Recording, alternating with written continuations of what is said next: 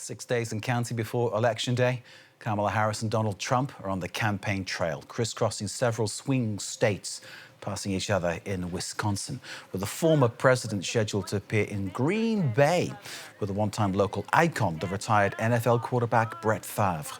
Meanwhile, with Kamala Harris, there will be Mumford & Sons, Gracie Abrams, Remy Wolf and members of the band The National, all expected to appear at her rally in Madison.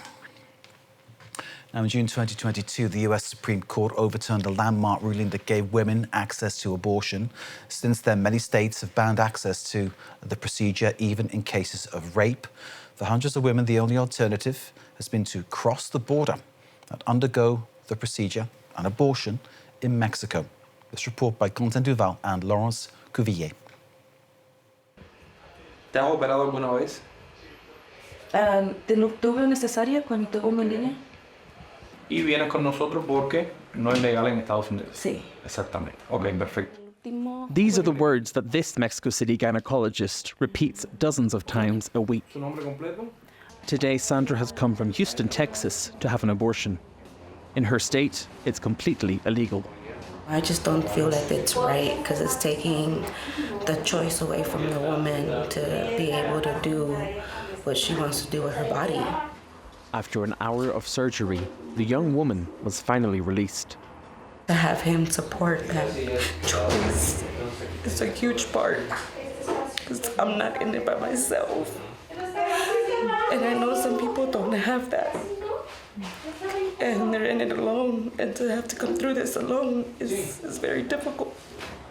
In a move that goes against the grain of the US, Mexico's Supreme Court decriminalized abortion in September 2023. Since then, 15 states have legalized it. Across the country, feminist collectives have come together to support American women. In Monterrey, 200 kilometers from the US border, Sandra Cardona and Vanessa Jimenez welcome these women into their houses or send them kits to carry out their abortion at home. Les mandamos a las chavas mifepristona y misoprostol e ibuprofeno. It's impossible to mail medicines to the US. Using a cross-border solidarity network, the two women managed to get the kit to the patient's home. We've had American volunteers tell us, I want to help. I regularly cross the border between Mexico and the US. I can smuggle these medicines and send them to those who need them. With just days before the US election, abortion is at the heart of the campaign and an issue of great social tension. Let's go straight to Washington. Our correspondent Fraser Jackson is waiting for us, joining us live. Fraser, good evening to you. This issue of abortion rights is massive in this election. Tell us more. Yeah, it really is. And it's a massive issue with one particular section of the population as well, who could prove pivotal. That is young women under the age of 30. A recent poll found that this is their top issue, which is overtaking the economy, inflation and immigration. So a key theme there for those younger voters and also for women in general. When you widen that out, we look at one poll from the New York Times that came out at the end of August, so very early into Kamala Harris's tenure as the Democratic nominee. That poll took place across those battleground states that this election is going to be won or lost in. And they found that the amount of women who said that abortion was their top issue was 22%. That up from 17% in the same poll in May. And that was polling just behind the economy, which was at 24%. So 22% of women there saying that abortion is their top issue. When they asked the men the same question, it was just 6%. So 34% of the men surveyed in that poll said that the economy was their top issue. Well, Democrats are trying to change that. This has been a key argument in their election campaign, and they're bringing out some of the big guns to try to make men realize that abortion rights and reproductive rights for women are also a male issue. They've been using some of their biggest surrogates to get this across, including Michelle Obama, who focused a recent speech in Michigan on abortion rights and addressed, quote, the men who love us. Take a listen. Look, a woman's body is complicated business, y'all. So please, do not hand our fates over to the likes of Trump, who knows nothing about us. who has shown deep contempt for us. Because a vote for him is a vote against us, against our health, against our worth. Let me warn you, your rage does not exist in a vacuum. If we don't get this election right, your wife, your daughter, your mother, we as women will become collateral damage to your rage.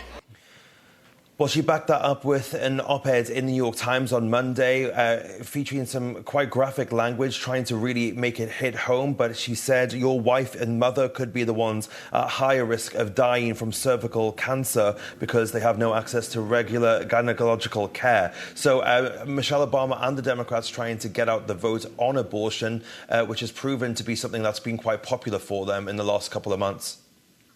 Funny in the United States, isn't it, Fraser, the system there? Trump appointed 3 Supreme Court judges during his tenure from 2017 to 2021, banning abortion one of his policies, and obviously having those 3 voices that he'd selected, Republicans all, clearly helped in getting the decision through the Supreme Court.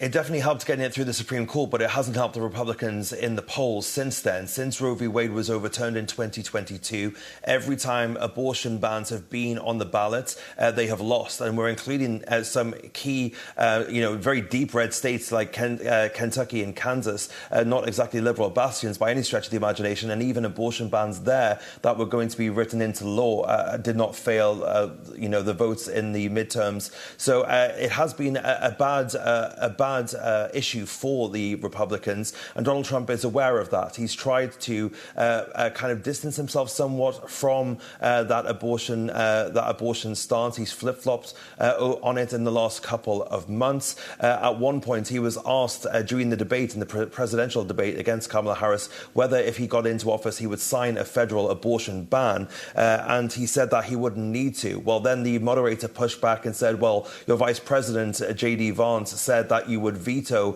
any national ban that got put on your desk. And Trump responded saying, well, actually, I haven't frankly spoken to JD about that. So he's tried to kind of shy away from this, and the Democrats are trying to seize on that by also highlighting the fact that Donald Trump could potentially get to appoint another 1 or 2 Supreme Court justices were he to win the election this time around, which would mean that it would be then a 5-4 majority on the Supreme Court, which, of course, that would mean that would shape the court for the foreseeable future.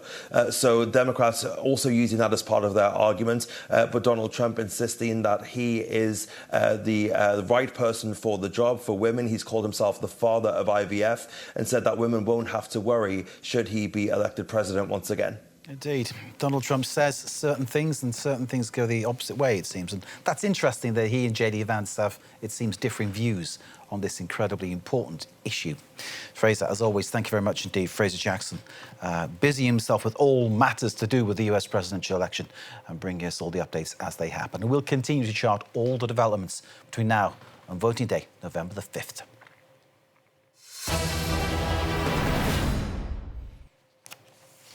Time now for Focus.